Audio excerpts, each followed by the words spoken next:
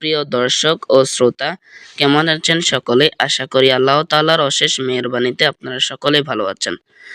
দর্শক, গত পর্বে আমরা ছোট যে হরফগুলো রয়েছে সেগুলো আমরা দেখেছিলাম। যে ছোট হরফগুলো দেখেছিলাম তার পরের হরফগুলো আজকে আমরা দেখব। তো আপনারা সকলে হরফগুলো সঠিক উচ্চারণ শিখবেন। আর এই ভিডিওটা দেখলে আপনারা সহজেই সঠিক উচ্চারণগুলো শিখে যাবেন। তাই আমরা শুরু করছি, দেরি না করে আমরা শুরু করছি আজকের ভিডিও। আউযু বিল্লাহি মিনাশ শাইতানির রাজিম। বিসমিল্লাহির রহমানির রহিম।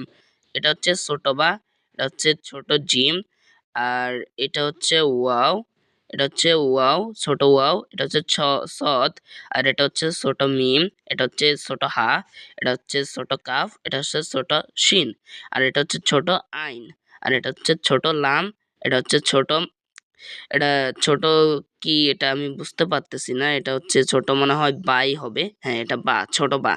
আর এটা হচ্ছে ছোট গয়েন, এটা হচ্ছে ছোট কাফ, এটা হচ্ছে ছোট ছোট কফ, আর এটা হচ্ছে সিন, এটা হচ্ছে হা, এটা হচ্ছে তা, এটা সম্ভবত তা, এটা হচ্ছে মিম, এটা দত, এটা হচ্ছে খ, এটা খ, এটা হা, এটা হচ্ছে ইয়া, এটা হচ্ছে সিন, এটা হচ্ছে হা, এটাও হা। এই দুইটা হা একরকম একরকম উচ্চারণ হবে, হা হা। এটা হচ্ছে হামজা, এটা হচ্ছে গয়েন, এটা হচ্ছে ওয়াও, এটা হচ্ছে জাল, এটা হচ্ছে হামজা।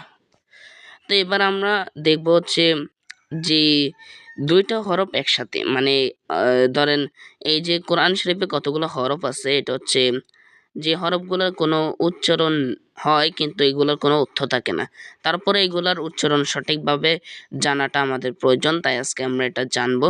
তো বায়ের সাথে আলিফ, এটা তো আপনারা বুঝতে পারছেন, বায়ের সাথে আলিফ, হায়ের সাথে বা, জিমের সাথে হা, এরপরে এরপরে হচ্ছে জিমের সাথে লাম, এটা হচ্ছে মিমের সাথে আইন, আর এটা হচ্ছে আইনের সাথে সদ, হচ্ছে জয়ের সাথে লাম, লামের সাথে কাফ, হায়ের সাথে ওয়াও, লামের সাথে হা, হায়ের সাথে মিম, মিমের সাথে নুন, লামের সাথে আলিফ, এরপরে হায়ের সাথে ইয়া, ইয়ার সাথে সিন, কাফের সাথে বা, কফের সাথে ওয়াও, হায়ের সাথে মিম, বায়ের সাথে হা, ইয়ার সাথে হা, তায়ের সাথে হা, জিমের সাথে র, খয়ের সাথে জাল, এরপর সদের সাথে আইন, দদের সাথে গয়েন, এরপরে ইয়ার সাথে ফা, লামের সাথে হামজা ওয়াও, এরপরে জিমের সাথে ইয়া হামজা। সাদাকাল্লাহুল মাওলা।